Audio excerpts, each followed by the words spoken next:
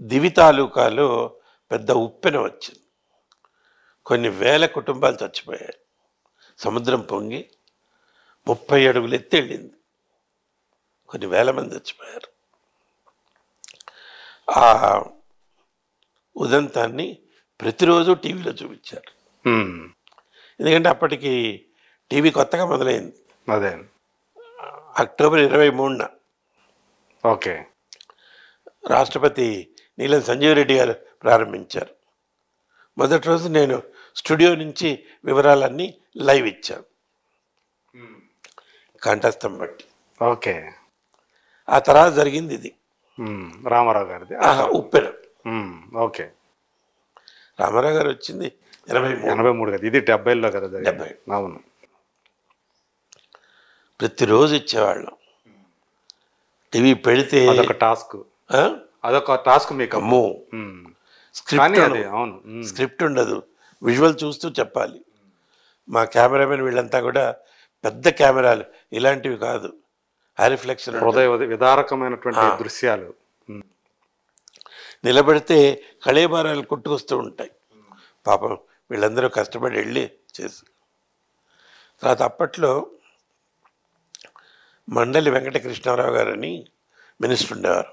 ఆయన స్వయంగా అక్కడ ఉండి ఆ ఏర్పాట్లు చూసి చేస్తే, ఏవి కృష్ణారెడ్డి గారని విజయవాడ కలెక్టర్. ఓకే, అంటే మీరు న్యూస్ రీడర్ కాకముందు ఇదంతా అప్పటికి? అంటే ఉద్యోగం న్యూస్ రీడర్గానే ఉంది, న్యూస్ లేదు. అదే, అంటే ఇంకా మీరు న్యూస్ చదవటం మొదలు పెట్టాలి. ఇవన్నీ చూసాం. అదే ఆయన అక్కడ ఇల్లు కట్టించి, అప్పట్లో హ్యామ్ రేడియో అని ఒకటి ఉండేది, అది ఇప్పుడు మొబైల్ లాగా. ఓకే, దానికి రాజీవ్ గాంధీ గారు చైర్మన్.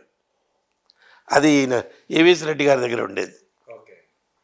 అది ఉపయోగించి అప్పటికప్పుడు కావాల్సిన సామాగ్రి, సహాయం, ఫుడ్డు, ఆహారం, మందులు అన్నీ తెప్పించి చాలామందిని బతికిచ్చారు. ఓకే, ఇల్లు కట్టించారు. తర్వాత ఏమైందంటే అక్కడ ఒడ్డు మీద ఈనాడు వాళ్ళ ఫౌండేషన్ పెట్టి డబ్బులు పెట్టి ఇల్లు కట్టారు. కట్టి ఆ జాలర్లందరికీ ఇచ్చారు ఫ్రీగా. అది ఈనాడు చేసిన గొప్ప కార్యం. ప్రభుత్వం కూడా కట్టించింది. ఇవన్నీ చూపించేవాళ్ళం.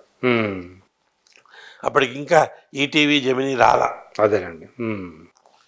తర్వాత 83 రామారావు గారు ముఖ్యమంత్రి,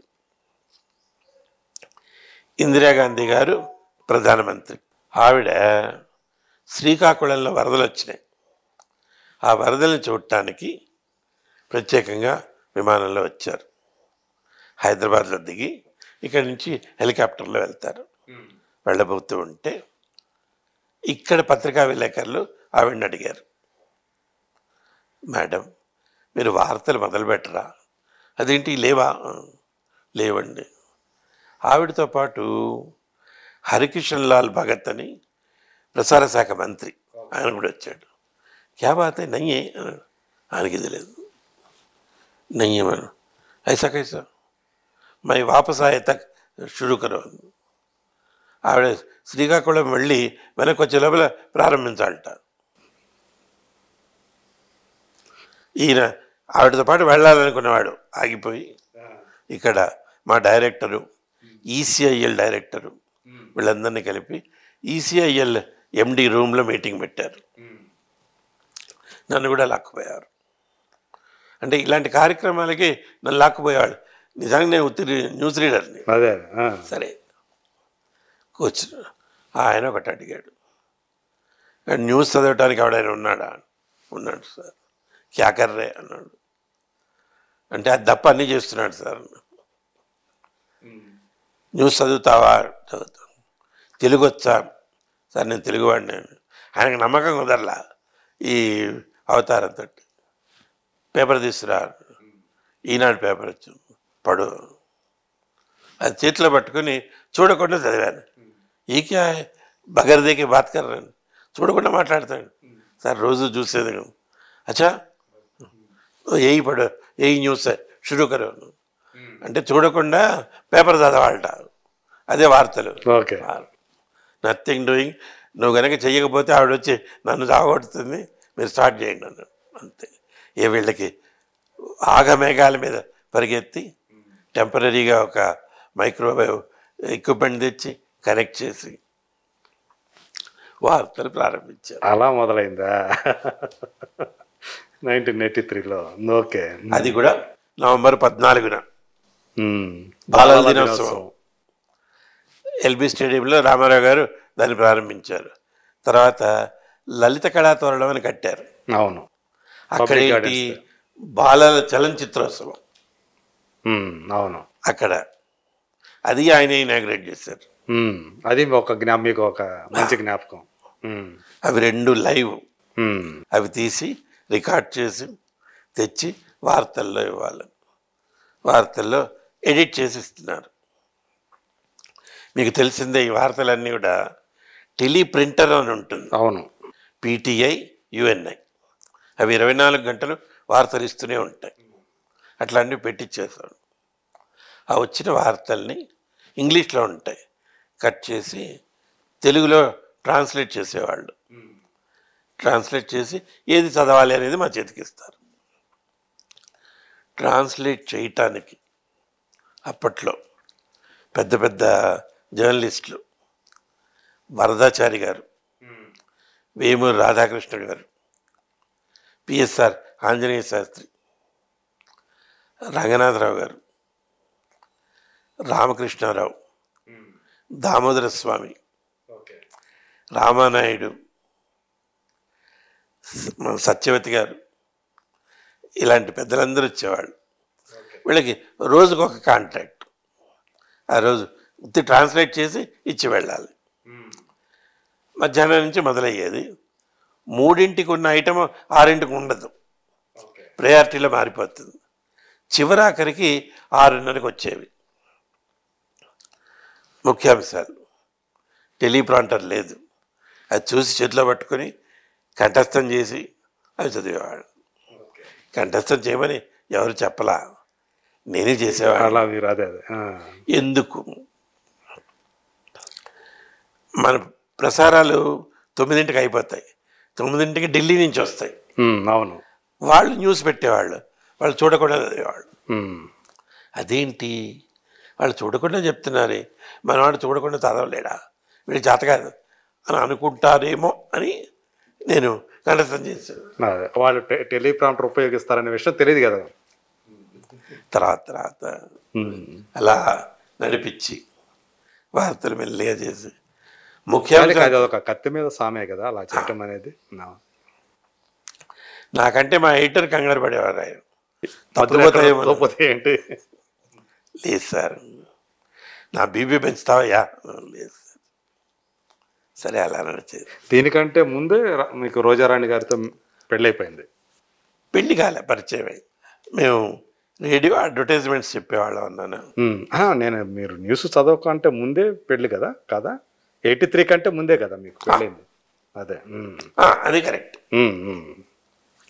80.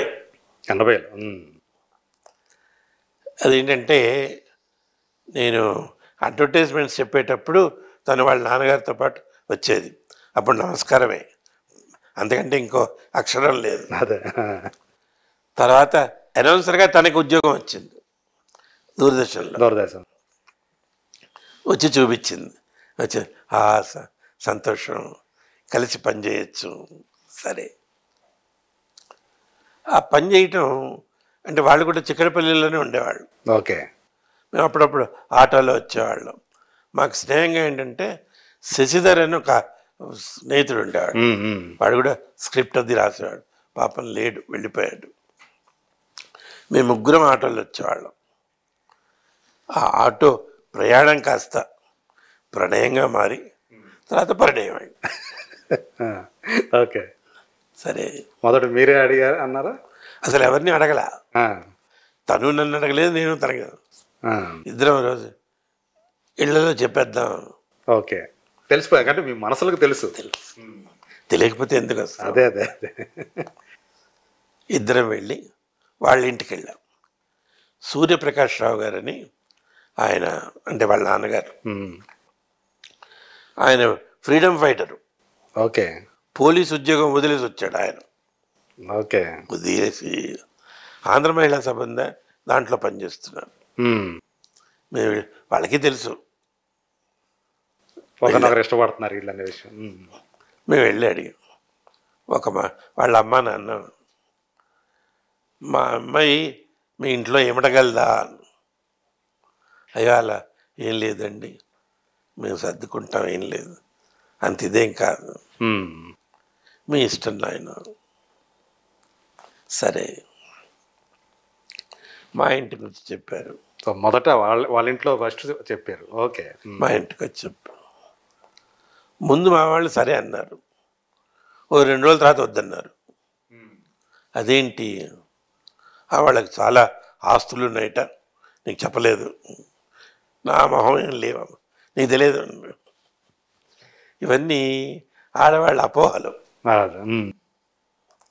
సరే, అవన్నీ తొలగిపోయింది, పెద్దగా ఏం లేవు. సరే, యాదగిరిగుట్టలో వివాహం, ఖర్చు పెట్టకూడదని. తర్వాత ఇక్కడ అశోక హోటల్ అని ఉంది, దాంట్లో అందరికీ రిసెప్షన్, స్నేహితులు వీళ్ళందరూ వచ్చారు. చంద్ర అని ఉండేవాడు, ఆర్టిస్ట్ చంద్ర. అవును. వాడు బాగా స్నేహం. వాడు దగ్గరికి వచ్చి ఆ రిసెప్షన్ రోజున వాడు, రే దొరికేవరా దొంగ అన్నా. అదేంటండి, నేను నీ బొమ్మ ముందే వేశాను, వాడు పెళ్ళికి ముందే బొమ్మ వేసి పెట్టాడు. ఇతరుతో. ఓకే. నువ్వేసి నన్ను అంటావేంటండి, తెలుసు అన్నాడు. పాప ఈ మధ్య వెళ్ళిపోయాడు. అవును. మంచి మనిషి, సిగరెట్ లేకుండా బొమ్మేసేవాడు కాదు. అవును. బాపు గారి తర్వాత అంత చక్కగా వేసేవాడు.